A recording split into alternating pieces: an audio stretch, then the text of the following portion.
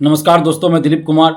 दोस्तों 31 दिसंबर 2025 को आलोक राज जी को बीएसएससी का चेयरमैन बनाया गया था। महज 6 दिन में ही उन्होंने बीएसएससी के चेयरमैन के पद से इस्तीफा दे दिया।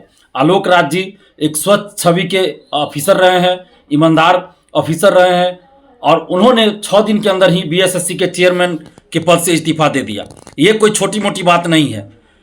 आलोक राज जी का इस्तीफा बीएसएससी में बड़े पैमाने पर धांधली सेटिंग की ओर इशारा करता है, क्योंकि बीएसएससी जो बहुत पहले से भ्रष्टाचार में संलिप्त है और कई परीक्षाओं का पेपर लीक हुआ है, धांधली सेटिंग के आरोप लगते रहे हैं, उस बीएसएससी के द्वारा अभी 24,000 से अधिक पदों पर द्वितीय इंटर स्तरीय की परीक्षा होनी बाकी है, CGL 4 की परीक्षा होनी बाकी है, अन्य कई तरह के पदों के लिए भी वैकेंसी निकली हुई है एवं अन्य कई तरह के पदों के लिए वैकेंसी आने वाली है।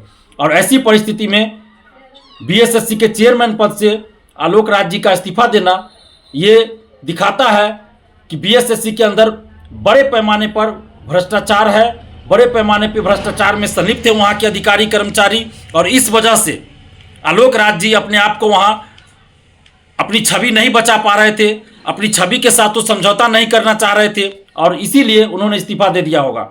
ऐसी ही संभावना बनती है।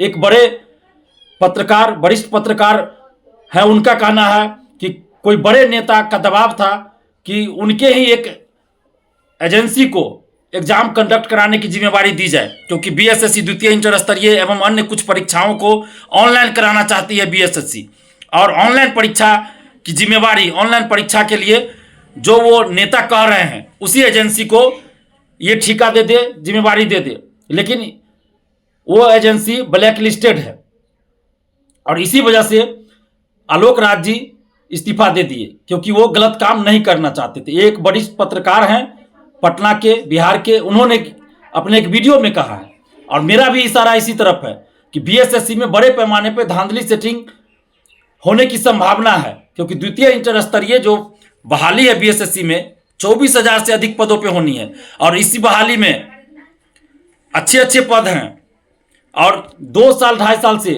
हर एक 6 महीना पे लिंक ओपन किया जाता है फॉर्म भरने के लिए। आखिर किन के लिए ये लिंक ओपन किया जा रहा है बार बार? सितंबर 2023 में वैकेंसी आई थी और अभी तक द्वितीय इंटर स्तरीय पीटी परीक्षा की तिथि भी घोषित नहीं हुई है और बार बार फॉर्म भरने के लिए लिंक ओपन किया जाता है। ऐसा क्यों किया जा रहा है? और जब नोटिफिकेशन आया था उस समय ऑनलाइन परीक्षा लेने की कहीं बात नहीं थी, फिर ऑनलाइन परीक्षा लेने की बात कहाँ से आ गई? जब बिहार सरकार के पास अपनी व्यवस्था नहीं है ऑनलाइन परीक्षा करवाने की, तो फिर प्राइवेट एजेंसियों के द्वारा क्यों ऑनलाइन परीक्षा करवाई जाएगी? तो बीएसएससी में सुधार की आवश्यकता है। हम बिहार के मुख्यमंत्री माननीय नीतीश कुमार जी से कहना चाहते हैं कि जो आपकी छवि है वो ईमानदार नेता की छवि है, लेकिन कुछ अधिकारी, कुछ नेता आपकी छवि को लगातार धूमिल करते जा रहे हैं।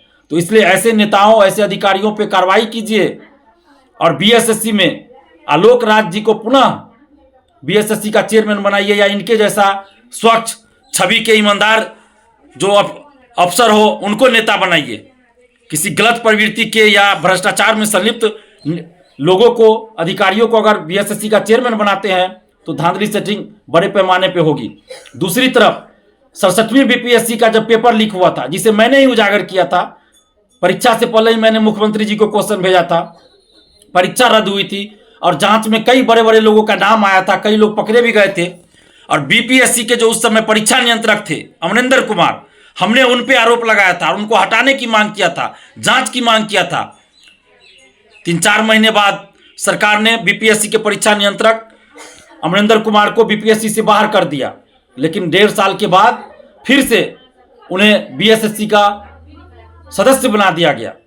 बीएसएससी का सदस्य बना दिया, यानी बीपीएससी के परीक्षा नियंत्रक अमरिंदर कुमार को बीपीएससी से तो हटा दिया गया, लेकिन 1.5 साल के बाद बीएसएससी का मेंबर बना दिया गया और अभी भी वो बीएसएससी के मेंबर है।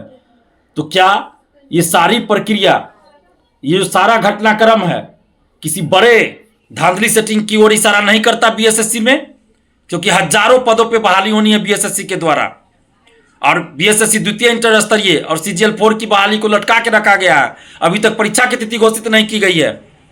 तो हम नीतीश कुमार जी से मांग करते हैं कि नीतीश कुमार जी, आप एक ईमानदार नेता हैं, आपने बिहार के लिए बहुत कुछ किया है, लेकिन इस वक्त भर्ती आयोगों में जो धांधली सेटिंग का खेल चल रहा है कुछ नेताओं और अधिकारियों के द्वारा चलाया जा रहा है, वैसे लोगों पे कार्रवाई करने की जरूरत है। और बीएसएससी में आलोक राज जी जैसे ईमानदार पदाधिकारी की जरूरत है। तो बीएसएससी के चेयरमैन एक अच्छे ईमानदार पदाधिकारी को नियुक्त किया जाए और बेहतर होगा कि आलोक राज जी को ही बीएसएससी का चेयरमैन बनाया जाए तो और भी बेहतर होगा।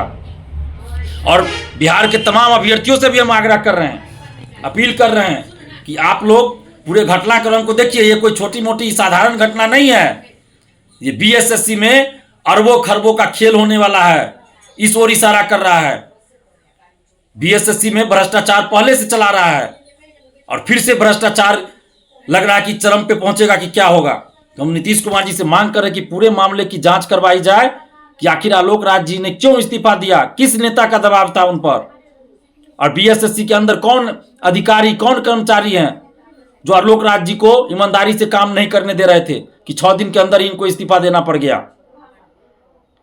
नीतीश जी, आपकी छवि ईमानदार नेता की है, सुशासन की सरकार बिहार में आप कहते हैं, तो दिखाइए कि सुशासन की सरकार है और बीएसएससी में जो घटनाक्रम हुआ है उसकी जांच करवाइए और आलोक राज जी को पुनः बीएसएससी का चेयरमैन बनाइए।